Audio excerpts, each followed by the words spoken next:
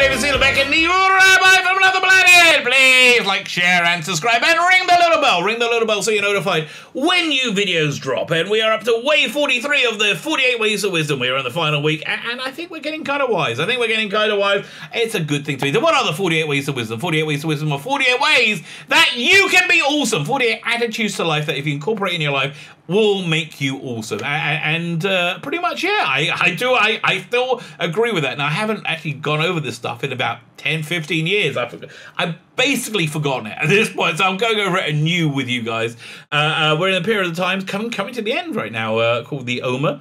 It runs from the Jewish holiday of Passover to the Jewish holiday of Shavuot, which is commemorates the revelation at Mount Sinai and the giving of the Bible, the Old Testament, that sort of thing, right? So the Israelites went on a physical journey from Egypt to Mount Sinai, which is in Egypt. So yeah, I guess they didn't go far, but they went on a physical journey. They also went on a spiritual journey, and that spiritual journey is still has potential to this day that you can raise yourself up spiritually, which is basically what I'm doing. Yeah, basically why I'm doing this. I'm going over this because it raises me up, and if it helps raise you up, that helps me raise me up too. We're all in this together, baby. That's one of the 48 Ways to Wisdom, and it's kind of like it's a fundamental attitude to life. Another fundamental attitude to life is you should click the like button. Click the like button, click the share button, click that subscribe button.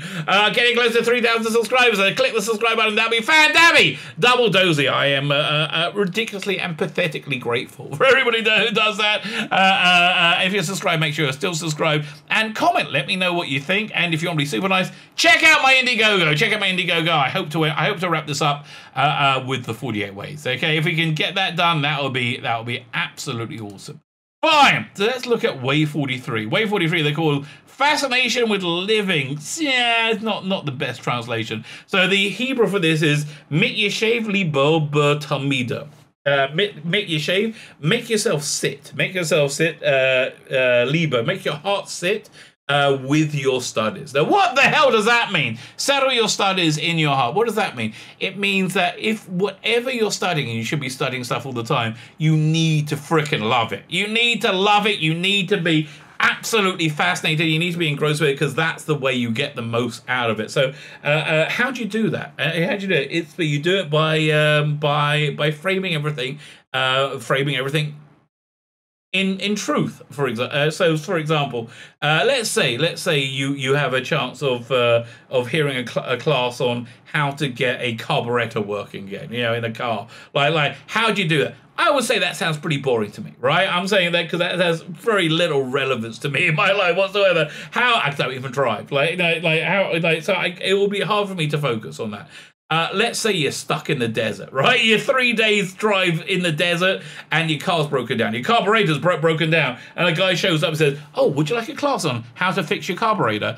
At that point, you're going to be like, oh yeah, now I'm fascinated. I want to know every freaking thing about fixing a carburetor, right? And that's really the difference. You need to put everything into context of why you're doing it, right? And if you do that, everything gets more passionate, I would say. Everything gets driven by your passion doing. So listen, this is a geeky genre channel. I talk about geeky genre stuff. I love Doctor Who. And because I love Doctor Who, I am fascinated. I am absolutely fascinated by every aspect of it. I will read interview by a family member of a writer who died 15 years ago, who worked on a Doctor Who episode 40 years ago, right? I would read that and I would be fascinated by it. Why? Because I love Doctor Who. I absolutely love Doctor Who, and that's the connection I have to it. So yeah, so basically you have to love whatever it is you're doing.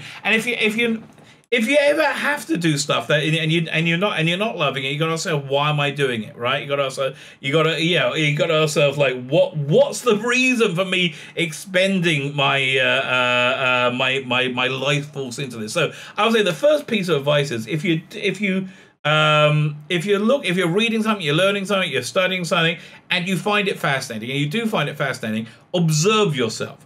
Look at what it is inside yourself that makes you engrossed in whatever it is. What is it that makes me engrossed in you know, this book here right now, and I'm bored to tears by a different book at the same time. So, you know, let's say you're in school and you're learning trigonometry, and it's not that interesting, right? A good teacher, and this is the essence of great teaching, ties whatever it is they're teaching into reality for you. And again, that is the essence of this way to wisdom. Tie whatever you're doing into reality with you. Fascinated with real people. Let's see what this one says. For at least one moment, be fascinated by every human being. Look, every human being is indeed fascinating.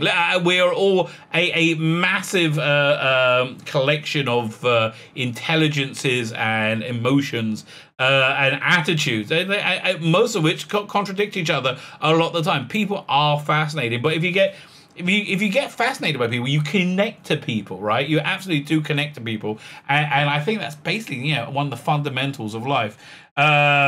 Know what you want from life. So this is the big one. This is a big way of being fascinated by whatever it is that you're involving yourself in. If you know what you want for life, and like what you want out of life, and what you're doing, right? If you know why you're doing it, you will know why you're doing any one thing, and then you'll be able to connect it and be able to be genuinely fascinated by it. So let's look at the bullet points of this one. Why is fascination with living a way to wisdom? When we're fascinated and absorbed, we do a better job. Absolutely. When we're and again, this is something just to energize you and you connect you to your own personal greatness. This is something that will make you awesome. Can you imagine if you have to learn something, if you have to study something, and you work out how to be fascinated by it, then you're going to be much better at it. When we're fascinated, it's energizing rather than energy draining. That is so true. I just did a review of a new TV show called Jupiter's Legacy. First episode was okay. Second episode, which was shorter, and it was like 35 minutes long. And it was because it was turgid. It seemed like 3 times the length. It was energy draining, right? It was absolutely energy draining. Contract your intellectual realization to your emotional hot buttons. That's how we find anything fascinating. A real person is more fascinating than any TV character will ever be. I disagree. I dare think you haven't seen enough TV. I think Don Draper, one of the most fascinating people ever to exist. I've watched Mad Men, I think 3 or 4 times all the way through, and I'm constantly fascinated with him and every character in that. No, well-written characters are as fascinating as human beings. But in the same vein, you should. Yeah, people think human beings are often dull. No, there are no dull human beings. Just that people that you don't know deeply enough. Set goals for living and pursue them with relentless fascination. I guess so. To become fascinated with truth and wisdom, remember that you're a soul, not a body.